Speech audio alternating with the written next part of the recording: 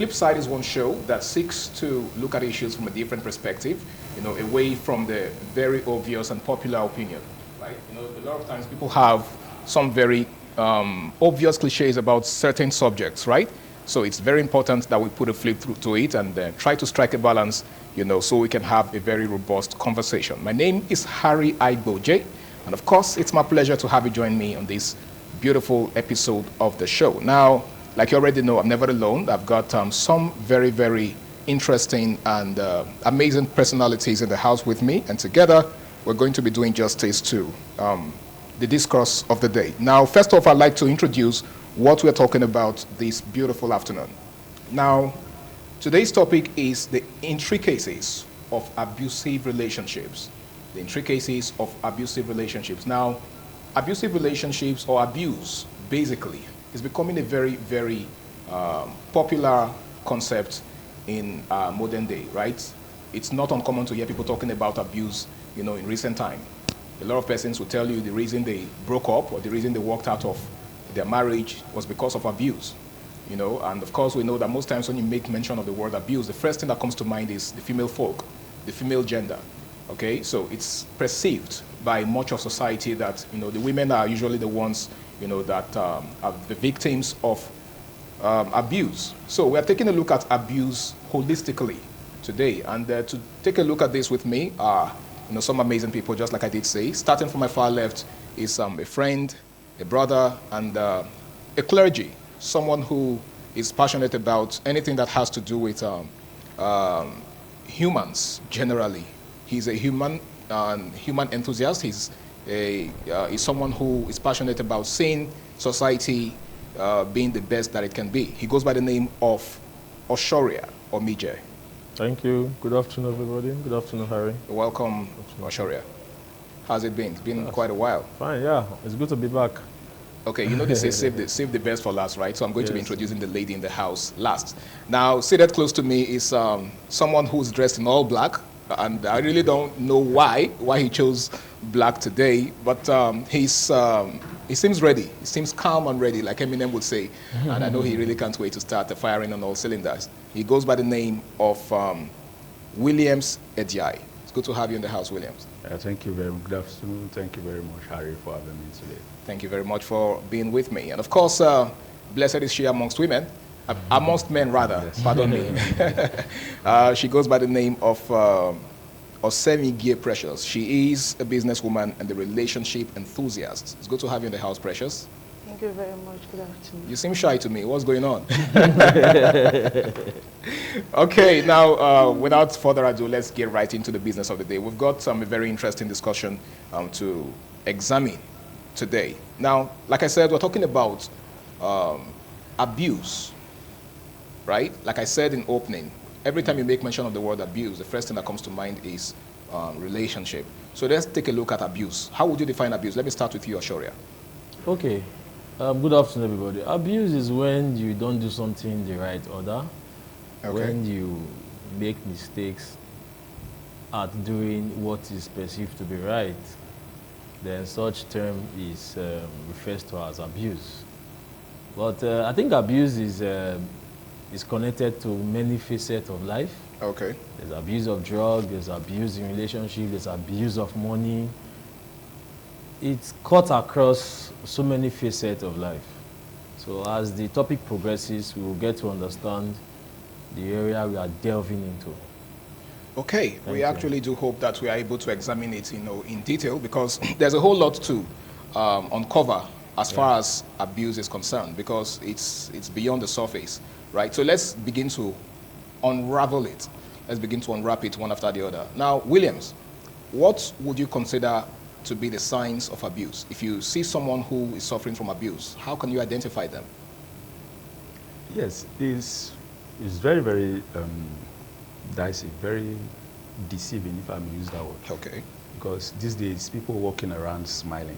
You don't really know what they are passing through, not until you sit them down and then calmly, in a very best psychological manner, to approach them, before they won't have to open up and confess to you that this is what they are passing through. You only get to know on the instant when it has gotten to the extreme, where you see bruises on their body, or you see them financially handicapped. So there are a lot of ways. So we say abuse is in different aspects, different phases, and different manners. Okay. So it's only when you get to the extreme that I said before you actually know that this person is passing through an abuse in whatsoever relationship he or she finds herself. But for you to know that somebody is passing through abuse, you need to get close to the person. So that's discussion. Okay. Discussion. So you're saying that you can't tell at a glance? Yes, the person must feel safe with you first. Okay. Before they can even open up, because like I said, a lot of people are walking, smiling, not knowing what they are passing through, not until they are very comfortable with you to discuss before you know what's happening. What's going through. Okay. Now, Precious, do you share that opinion? What's your thought on that? How do you identify someone who is suffering from abuse? Yeah, I would say you have to be close to somebody to find out if they are being abused or not. Okay. And I think when you are being abused, you should look for anybody that you're comfortable with and share your thoughts with, instead of dying in silence, I would say. Okay, so you have to be comfortable with the person. Yes, sure. It can't be someone you're just, acquaintances with. At first, you have to be comfortable with somebody to share such with. Okay. All right, now, Shore, back to you. What are the different types of abuse? Of course, just like I did say earlier, most times when the word abuse is mentioned, the first thing that comes to the mind of the layman on the streets is physical abuse. Oh, someone is being beaten. And more often than not, it's usually a woman that comes to mind. A woman is being physically abused by her husband and all of that. But it seems to me, and research has actually proven, that abuse cuts across. It goes way beyond the physical. So what are the various kinds of abuse there are? Yeah, we have different categories of abuses. The first one is sexual abuse. We have physical abuse. We have emotional abuse. We have psychological abuse. We have financial abuse. That's very serious. Okay. And a whole lot of, because of time. So let me just touch each of them. Physical abuse is when someone is being assaulted. When you use your fisticuffs, your fist on someone, in the course of doing that, the person experiences bodily harm. That is physical abuse. Then we have the emotional abuse, where you use words you're not supposed to use just to hurt the emotion of the person, make the person feel lesser of himself. Okay. Some persons can call it gaslighting.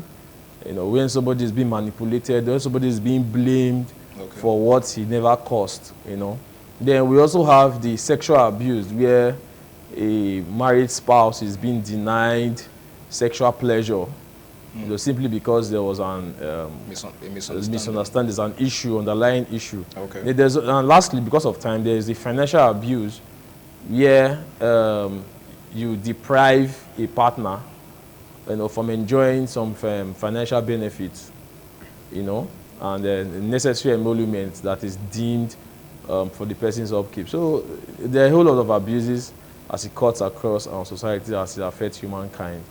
So like I said, during the course of this discussion, we'll get to unravel a lot of things. Now let's look at the connection between emotional and verbal abuse. I think a lot of times it gets misconstrued, it gets mixed up, because some persons believe that they are one and the same. But don't you think it is one that leads to another? For example, there are some dimensions of emotional abuse that are not necessarily physical, right? For instance, you made mention of gaslighting. People who gaslight sometimes don't even do much talking. And then there's what you call malice. Don't you think malice, could be classified as a form of emotional abuse? Malice is, if that question is directed to me. Yes, it is. Malice is a type of an abuse. Why? Because you are not communicating. Okay. You're harming yourself, and you're also putting the other person in harm's way. So anything that makes two persons to feel hurt is an abuse. Okay. Do you understand? So when you are not communicating, when you are not being expressive, you're not saying what is in your mind, because I feel relationship is having two relations in a ship. And when two relations are in a ship, they ought to communicate. Okay. So that they can, create a synergy which can ensure, success in that situation. So I think malice is a type of an abuse, and it has really destroyed a whole lot of relationship. Like I said, there must be communication. And when the other party is not enjoying that feedback, there's no vibes. Okay. Like this generation will call it, then it's termed to be an abuse. Okay. You know, because the other one is, there's something you said concerning, I'm trying to pick what you said, trying to relate between two forms of abuses. Yes, emotional abuse and verbal abuse. It's just a function of cause and effect. Okay. When you say something, it hurts it's someone. verbal. The other one, what are you doing? You are hurting his emotion. Because man is an emotional being. Man tends to hear and to see. So whatever thing he hears forms a crux of his character, forms a crux of his behavior. And that can also affect his environment, can also affect people that are living around him. So it's just a situation of cause and effect. Okay. That's two types of abuse. Okay. Yeah. Now, Precious, I would like you to take it from there. How does malice, first of all, how would you consider malice? Do you agree with him that malice is a form of abuse? Sure, definitely, it is. Okay. First of all, let's say you did something to me and I'm angry, and I decide not to talk to you. Would you consider that a form of abuse on your person? It is a form of abuse because when you don't speak out, I wouldn't know what the issue is. I'm supposed to be aware of what is going on before I can apologize, or maybe we can have a discussion about it. So when you are keeping malice, yes, it's a form of abuse. Okay, so you subscribe to what he said earlier about communication as a vital tool towards solving problems in the relationship. Yes, communication is key. You should communicate whatever it is you are going through, whatever it is you want to say, you should communicate so that the other person can pick it up from there. Okay, now Williams, how can I tell if my partner, how can one tell, let me not make it a personal thing, how can one tell if their partner is being controlling or protective? Now, I would explain what I mean by that. You know, a lot of times in modern relationships, right? Let's say a lady is used to doing certain things her way. Let's say she likes to wear a certain outfit, she likes to go clubbing, she likes to go out, you know, at odd times of the day. And then her man tells her, you are not allowed to go. You can't go, or you can't wear that outfit. Now, how do you tell if the man is being protective of her, or if he's just, you know, flat out, what's the word now, abusive? If he's, you know, controlling. I think that's the word they use nowadays. So how do you tell the difference? It's very, it's a dicey question. Dicey question is in between. Just a thin line that differentiates it. The both controlling and protective. I would say being protective to some extent is not bad. Okay. To some extent. To some extent, the man is meant to protect, or probably, let's say, humans are meant to protect their desire or their possession. Their possession. Their investment. To protect, yes. Okay. But being overprotective becomes a problem. A problem. So how do you tell when someone is being overprotective? Like the scenario I just painted of a man telling his woman not to, you know, wear a certain outfit or go to a certain place at a certain time of the day. And then she thinks he doesn't have the right to tell her to do that or not to do that. When you've been overprotective, then low self-esteem comes in. Then lack of trust. Okay. You understand? Then controlling on the other side is whereby you are the one that dictates their day-to-day life, day-to-day activities. Okay. You tell them where to go and where not to go. Tell them what to do, the kind of job. They went to see their family, I went not to see their family. Those things, like, it's become like gagging. You know, you in fact, you're just like the alpha and omega. Let me put it like that. I think that would like amplify it to know how you feel. So that is when you definitely know. Crossing the line. Yeah, crossing the line. There, you know that this person might be an abuser. You understand? Because now he is no longer doing it for the good. You just want the person to be in your space. That everything about the person must be around you, should involve around you. Then the person is just like in prison, but just walking. A prisoner that is working, not station. Because there are some people who are working, they are prisoners, you don't know. Yes. Because they are going, somebody is detecting, somebody is actually knowing and telling what they are doing and where they are going to. So it's just like, let me use the word, forgive me, like zombies. Zombies. The person is just moving, somebody is like using doesn't have a mind of their own. Thank you, that's just it. Now, Sharia, yes. Do you share that perspective? Well, he's very correct. Well, it's very correct, actually. Okay. Yeah, I think I subscribe to what he just Because said. I want us to be able to draw a line between protection and control? Because in modern day, it's really hard to tell. We're trying to protect someone because we've heard stories of. Sorry to interrupt. We've heard stories of ladies who went out against the advice of their men, and then they got into trouble, right? And then when that happens, it is the man that is expected to rise up to the occasion. And in some cases, the guy says, you know what, since I told you not to go before and you chose to do it, well, deal with whatever comes out of it alone. Now, would you blame the guy for doing that? I have this habit. It's a bad habit for me. If I give you an instruction, I call it instruction. Okay. Or if I tell you a thing, probably because of the virtue of my office, this thing, don't do it. I've already seen it. If you go against it and problem come, count me out. Okay. I will not want to share in whatever consequences that you are involved with. Okay. I think when you love someone... Now, it seems to me like you are not a preacher of love at all. No.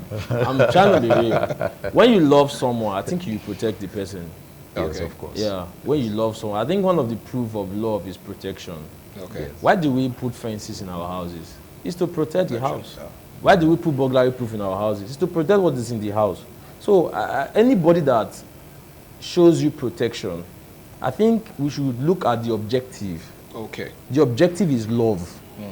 I don't want people to say it's being overprotective. Being overprotective is still love because So the motive is what's it's still love. That is the objective. Okay. If you love someone, you will not want the person to go in, Go astray. to enter harm's way and all of that. But on the other one, control. I think control is extreme. There's an extreme form of protection. Now, just before you go into the details of control, we shall be going on this break, and when we return, the program continues. Please stay tuned. All right, welcome back. It's still Flipside on Independent Television, and today we're taking a look at the intricacies Control. of abuse. Yeah, abusive relationships. Like my panelists have said, there's a whole lot more to abuse than is usually put out there. Okay, so most times, like I said earlier, when you mention abuse, it is physical abuse that comes to mind. But research has proven that it's way, way beyond that. A lot of times, people are verbally abused, and some persons have even argued that verbal abuse does more harm, does more damage to humans than the physical abuse. Well, how true is that? That's why my guests are here. Now, just before we went on that break, Oshoria was trying to establish something about control. Yeah, I was speaking about control. Control, I think, is an extreme form of protection. Okay. In control, you do not trust the decision of your partner. Yeah. You see your partner as a small child that doesn't know his or her left. In other words, in control, there is a lack of trust. You try to micromanage people. You cannot micromanage people. You are a full-grown adult. You understand? See, the way you deal with an adult is different from the way you deal with a child. Now, this adult has every right of independence. This adult have every right of freedom of expression, freedom of association, and all of that. So the only thing a partner can do in that regard is not to control, but to protect, to guide, to counsel, and to advise. But when you now put control at the fore concerning this matter, then that means that you are going to the extreme, and that is not good. It's still a form of abuse, though it is a subtle way of abusing a partner. Okay. Because at this time, you are choking the partner. You are not allowing the partner to breathe. Do you understand? Okay. You are everything. You are putting your opinion. You are gagging the person. You are imposing your will, your right, everything. The person does not even have a say. And many women are suffering from this issue in their marriage. Yes. Okay. Even many ladies are suffering from this anomaly in their relationships. So it's a big problem. Okay, Precious. Tell me about the element of trust in the relationship. Now, how important it is, because what Oshori has said borders on the lack of trust, in some relationships. For example, if you trust someone, you would be confident in their ability to make the right choices without necessarily trying to, control them and bending them to your will. So how important do you think trust is? Okay, first of all, I would say you should be with somebody you can trust. Okay. Be with somebody you trust. So that when they give directives or give orders, you trust that, yes, with this person I'm safe. Okay. Yes, you cannot be in a relationship whereby you are not safe. This person you are with is not trustworthy, and you just be there. Whenever they give you directives, you start complaining that they are controlling you. No. When you trust your partner, you will not take it as control. Wow, okay. You will not take it as control. You will take it like whatever this person says is because this person has my best interest at heart. I think that's really interesting because you see, it's good that it's coming from a woman, because we know that there are lots of women out there who see men who tell them what to do as controlling, right? And a lot of times, I think men are more logical than women, from what research has proven. A lot of women are just naturally emotional. And it's not their fault. It's the way they're wired. It's their built right? up. You know, they're built to be emotional. And then, of course, when certain things happen, there is a tendency for men to want to reason it out. There's a tendency for them to want to, you know, subject it to practical reasoning.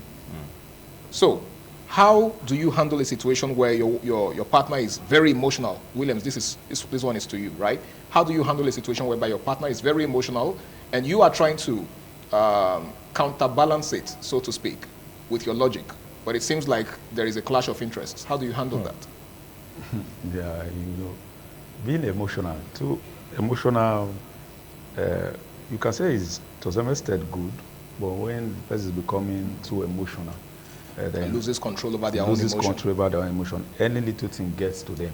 Okay. You take any actions or reactions that's against your, like they want to be always prepare that protective shield. They feel that whatsoever you do is to run them down, make them unimportant, or make them feel less of who they are. But when you discover such people, you should know how to respond to them. You don't just drop anything on them just like that, because they've already seem as if that they are being used or they are being manipulated. So you have to be very careful in dealing with such people. Okay. Make sure to explain, expatiate. Okay. Give the reason why you are doing such thing. Give the reason why you wanted to do anything that you wanted to do. So when they are in that when they are in the act already, they know that, okay, this is not for my health, it's for my good. Okay. You understand? Because over time they progress and carried such ideology, such belief, either from their home or from their previous relationship. So when they get into you, the first thing, that is why you have to be very fast in discerning, trying to know the kind of persons they are dealing with. Okay. So you don't end up breaking the relationship from the start. Because when you are dealing with such person, the first thing they are doing is to see your approach. They are very quick to read your approach to them. But first of all, beyond the motive. Yes. First of all, how do you even know? There's no how. The first reaction for somebody, you have to know, okay, this is who the person is. So you then know how to start responding to them, making sure that they are relaxed. Don't just dump anything on them. So with time, they will gradually then find themselves and then not do away with that being too emotional. Okay, now Oshoria. Yes. Is it possible for someone to be abusive without realizing it? This question. Is it possible for someone to be abusive without realizing it? I'm just trying to put myself in an exam condition. I'm trying to process what I'm going to put down if that was number one if it was an exam question, huh? With 20 marks and it's very compulsory. Okay. It's not like a direct question. Yes. Well, the answer to this question is in two ways. You can be abusive and you can be very deliberate about it. Okay. There are so many men that just want to usurp their authority. This whole I am the head, it gets into the head of many men. Okay. They'll tell you, I am the head, and you are the tail. It is the head that turns the tail. So I think it's a mental imbalance, and many men are very guilty of this. They just want to be the head. And I think one of the reasons for this is probably because of society, or because of what they are fed with. Okay. From their own environment, from their family and all of that. So they'll tell you, if you don't dictate to a woman, she will start to misbehave.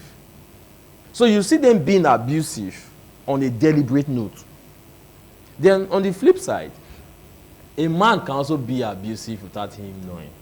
How so? Yes.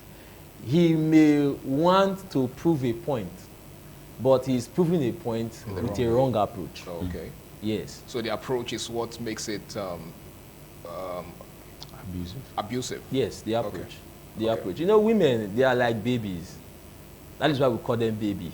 Yes, It's not just. they are But baby. they call you baby too. And they call me baby, I think but baby, not. I think baby on that aspect is being petty. It's being romantic. Okay, You okay. do But they are understand? Okay, so actually you are the looking at it baby. from the romantic. Nah, when they call you baby, you know they want to collect something. Oh, wow.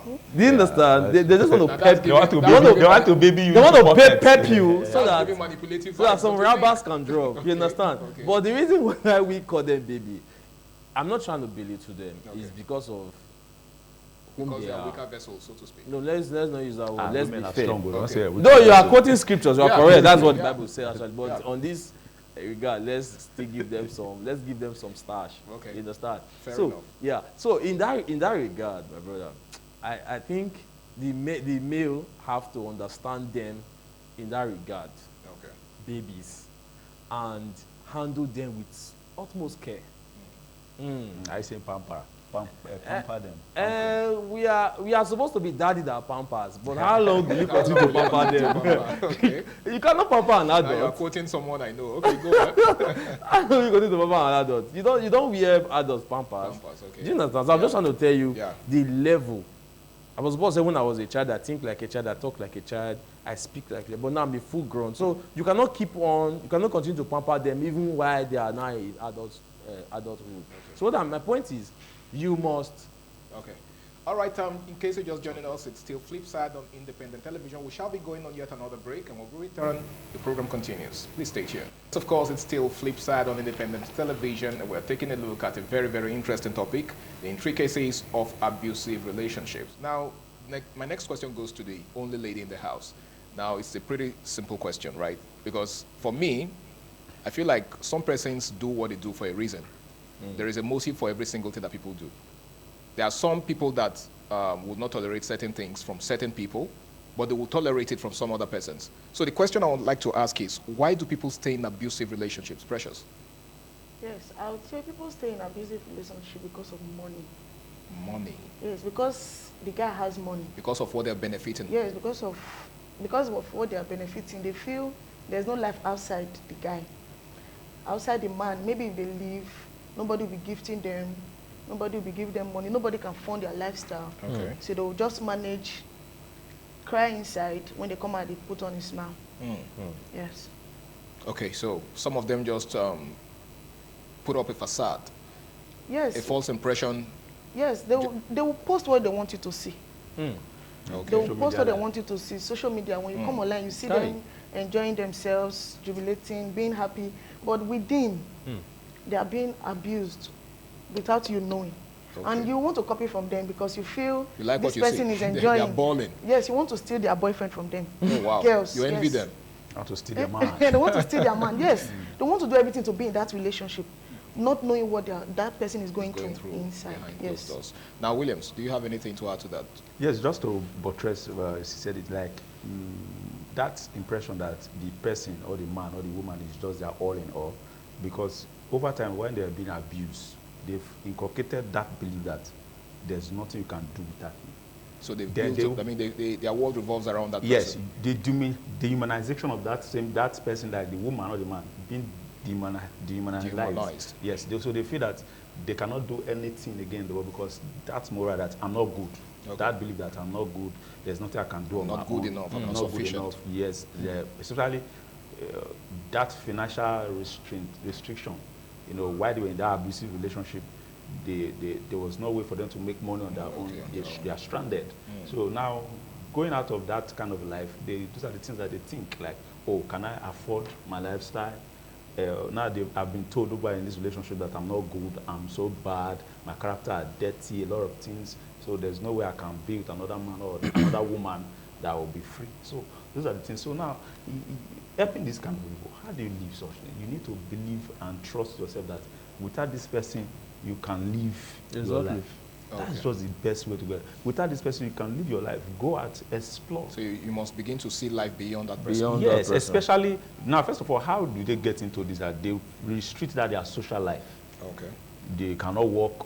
In fact, they just either you become a full housewife or you just there. You just like, Become I've seen men who are full redundant. house husbands. Okay. I've seen men like that. So restricting them from those social life is the greatest thing that you can, that they have done to them, that they feel that they cannot live outside those their abusers. Okay, now Oshoria, Yeah. they say change remains the only constant in life. Do you think that applies to abuse? Do you think an abuser can change for real? An abuser can change if he wants to change. If his orientation has been altered, because everything has to do with orientation.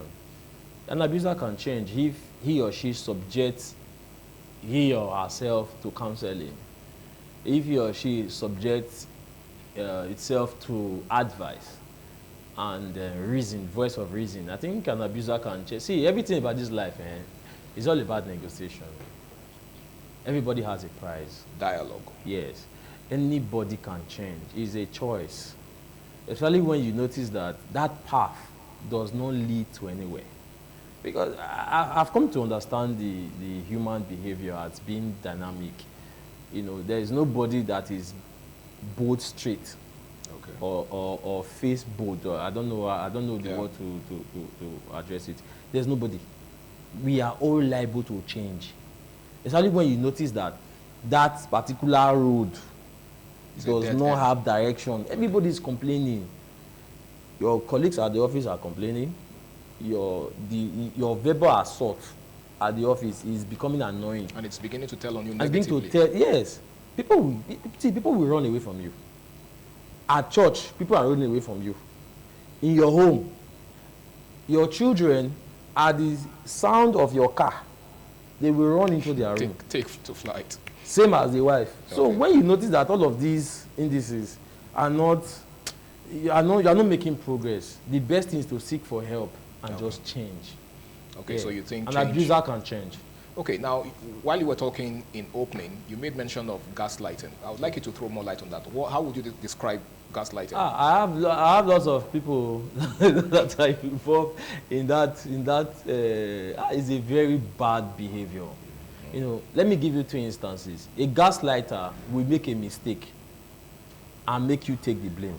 Wow. Yes.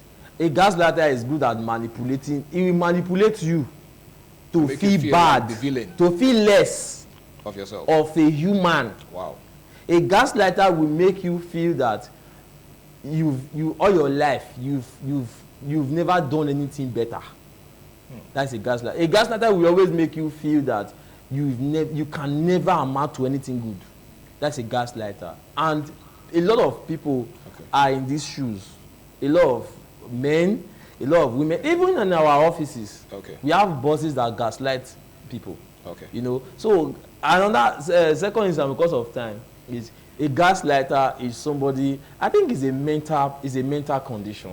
Really? Yes, I think is a mental abnormality where you will never see anything good in anybody. No matter how perfect they are, you still see fault. That is a gaslighter. All right. And you see them running down people, you know, just for them to feel good about themselves. All right, Precious, I noticed problem. You were itching to say something. What do you have to say? Yes, sir. An abuser cannot change, oh.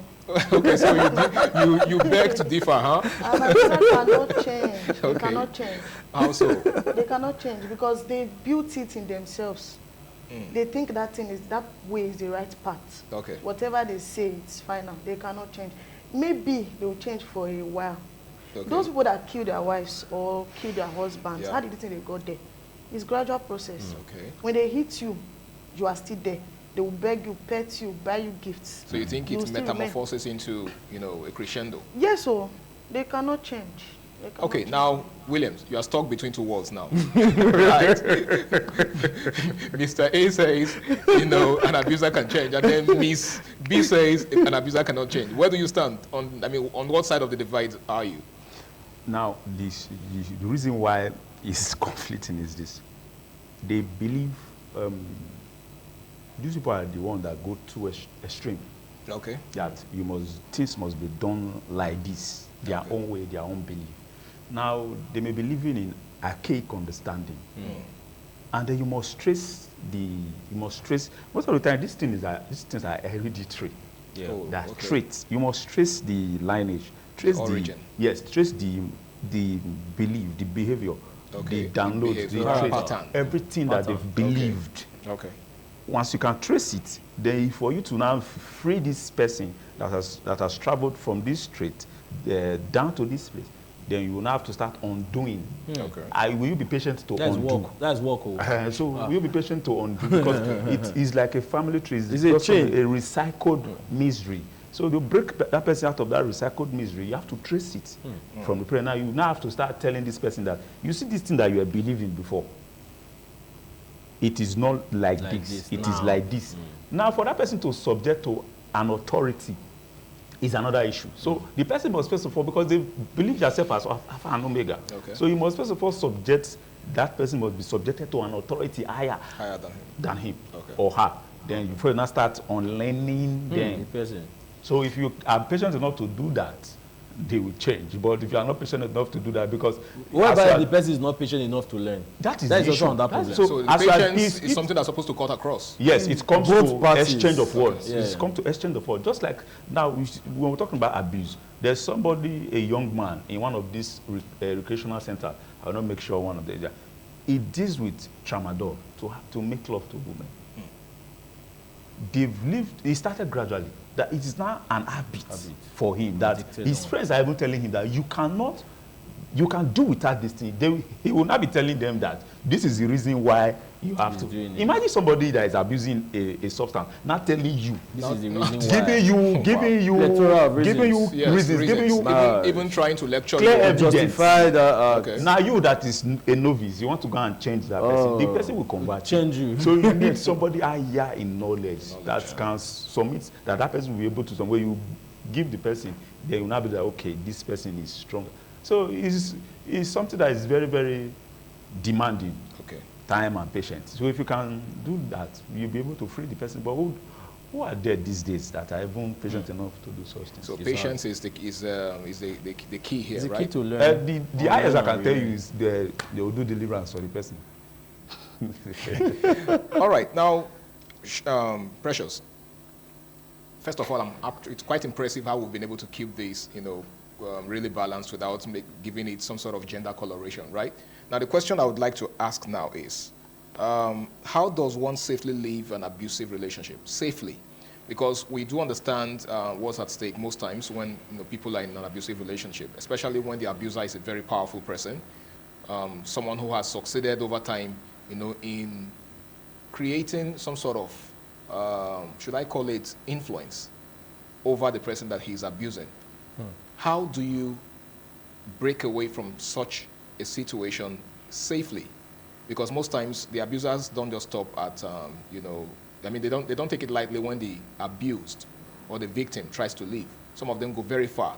Some go as far as trying to, use all sorts of instruments to keep their victim. So how does someone who's a victim of abuse break away from it?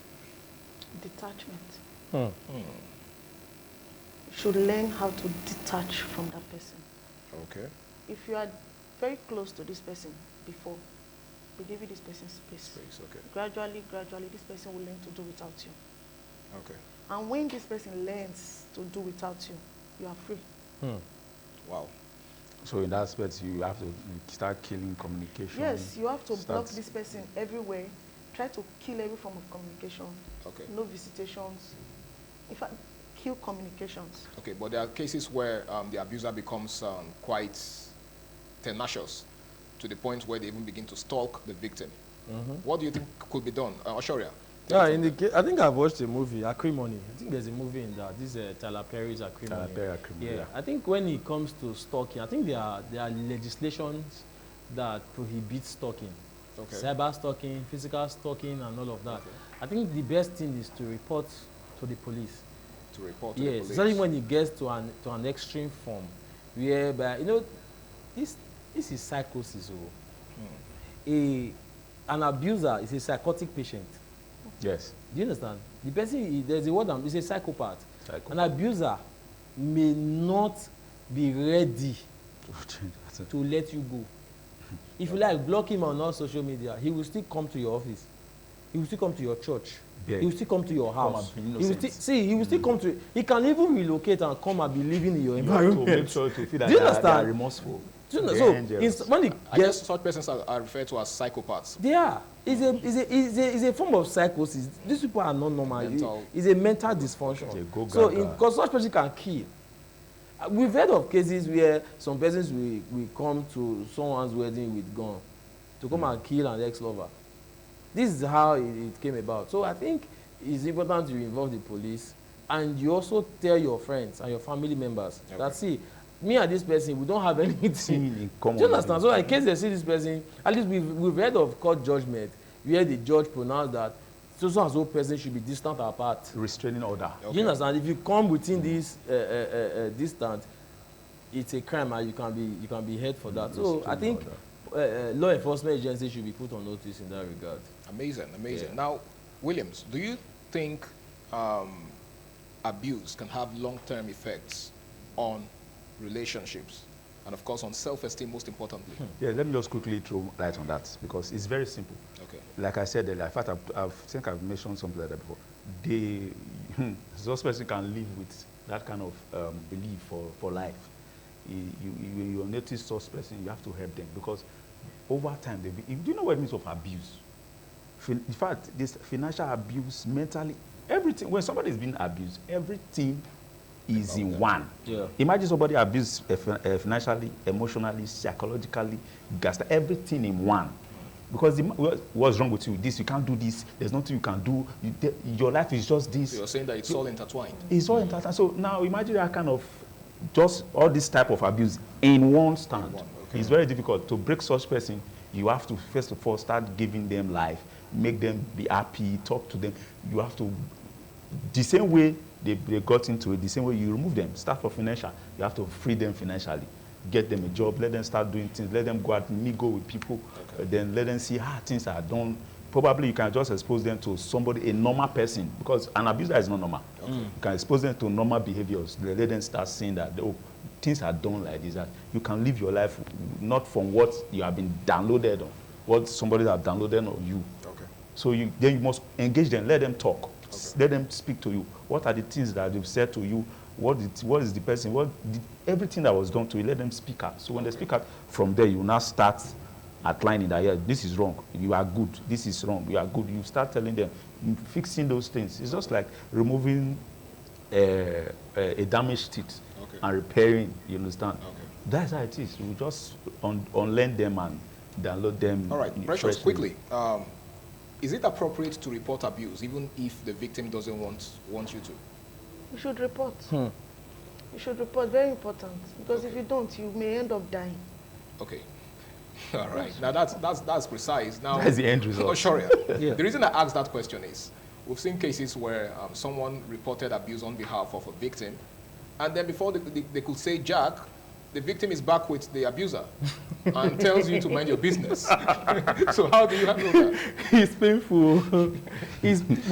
I still stand on what she said. Still report. Why? Because of reference. Okay. It will be recorded. Yes, it will be recorded that you save a soul. Okay. The death of that soul, even if it happens, you will not feel guilty because you've done your part. And tomorrow, history will be kind to you. We are not praying for the abuser to continue to be an abuser. Or to even go after you, the person that reported. But you that reported, you have to also maintain your distance and watch your back, because the abuser, like we said, is a psychopath. He can come after you. Okay. But you have to be very careful. But I think on a general note, it's good, because if I love you as a brother, I should be able to protect you. That's what it means. Except I don't love you. Okay. My first priority is to protect your life. Okay. Yes. So it's good. Report. Okay. Irrespective of how irrespective. Okay, quickly, before we begin to round up, what advice would you give to victims or potential victims of abuse? First of all, talk about it. Number two, be involved in a forum. I think there are forums where you can discuss abuse cases. Okay. Then number three, see a counselor. Then number four, I understand there are care groups as well. Yes, I have mentioned that. Then number four, talk to your parents about it. Okay. Talk to your pastor about it. Just talk. Express yourself so you won't die in silence. Okay. Because this thing is a big virus, oh, and so many persons are really suffering, you know, in marriages, in relationship, even at their workplace. Okay. So I think the best thing is to speak out. Yeah, I think when you speak out, it eases the pressure. Okay. You know, it's a burden. Okay. You are carrying a burden on your shoulders, and your shoulders is young. Okay. So you need to take that burden off your shoulders by talking to someone. Talk to someone that can help you. Okay. It's not only to talk, but talk to someone that has sense, someone that can help you. Someone who won't judge you either. Yeah, someone who won't judge you, someone that can help you, so that you can come out of that mess. Thank you so called much. Abuse. Thank you very much. Precious, what's your advice for victims or potential victims of abuse? You should speak out. Even if the person you are talking to does not have sense, speak out. Okay. Even if the person will judge you, because they will judge either ways. Okay. If you die, they will judge. When you are alive, they will still judge. So speak out. Tell somebody that, maybe somebody you trust, somebody you don't trust. Tell anybody, just speak out so that you will not die in silence. All right, thank you so much, Precious. Williams, Yes, final thought, your advice for... if you are listening to us now, watching us now, you must understand that you can do without that person. Yeah. Don't let them be your alpha and omega. Don't build your world around Don't them. build your world around them. Go and talk to someone, just like you were saying, speak out. And then let me advise you, once you see somebody that is assisting you, trying to bring you out of this, do not sacrifice that person. Do not sell that person out. Exactly. Do not make that person look foolish. Sorry to use that word. Because you can be advising somebody that is being abused, knowing that this person is being abused. For the next thing, the person is back to where they are being abused. You understand? So now when you notice such things, do, what is it called? Why would I put this word now? Report. We'll go and report down. Okay. Make a report down. That social person is understand. Yeah. Then while you are trying to counsel the person, trying to talk to the person, once you see that the person is not responding, always going back to their vomit, the best thing is let the law enforcement agency come and take their course and save that soul. Because the person, the end result about abuse is death. Okay. It's all over, all happens in our society. So to save it, so report. When you see that your effort is not yielding result, then report and let the person be safe. All right, thank you so much. Now, Oshore, you wanted to chip in Yeah, something. yeah, let me just do chip. that in a few seconds. 10 seconds. Okay. In addition to what my brother said, do not fall in love with somebody that is trying to pull you out of an abusive situation. It's like a doctor having treated an HIV/AIDS patient. The patient is now falling in love with the doctor. The doctor cannot marry you now. Okay. Do you know? So don't fall in love with somebody that is trying to bring you out. All right, thank you very much, guys. I really want to say a big thank you to you. You guys have been amazing. I've had so much fun just discussing this topic, and I'm hoping that the next time I call on you, you'll do me the honor of being on the show with me once again. Thank you so much. Thank you very much. All right, it's been Flipside on Independent Television, and we've been taking a look at the intricacies of abusive relationships. Now, a lot of persons are suffering from abusive relationships, and they haven't yet summoned the courage to take the bold step of leaving, right? But see, the earlier you take that step, the better, because the truth of the matter is, once, just like William said, death is the end point of abusive relationships, and that isn't something we pray for, okay? And if there's anything I have taken away from this conversation, is the fact that anybody could be a victim of abuse, anybody, irrespective of gender, irrespective of class, irrespective of age. So if you find yourself in a situation where you're being abused, do not hesitate to pick yourself up, pick whatever is left of your life, and move on, right? A living dog, they say, is better than a dead lion.